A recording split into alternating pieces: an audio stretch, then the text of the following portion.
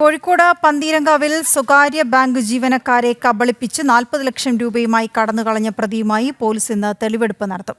ഇന്നലെയാണ് കേസിലെ പ്രതിയായ ഷിബിൻലാലിനെ പന്തീരങ്കാവ് പോലീസിന് കസ്റ്റഡിയിൽ കിട്ടിയത്. ഷിബിൻലാലിനെ പാലക്കാട് നിന്ന് പിടികൂടിയപ്പോൾ നഷ്ടപ്പെട്ട തുക കിട്ടിയിരുന്നില്ല. ഈ മാസം 11-ാം തീയതിയായിരുന്നു പന്തീരങ്കാവ് സ്വദേശി ഷിബിൻലാൽ പണം തട്ടി മുങ്ങിയത്. പണമടങ്ങിയ ബാഗുമായി രക്ഷപ്പെട്ട ഷിബിൻലാലിനെ 2 ദിവസങ്ങൾക്ക് ശേഷം പാലക്കാട് നിന്ന് പിടികൂടുകയായിരുന്നു.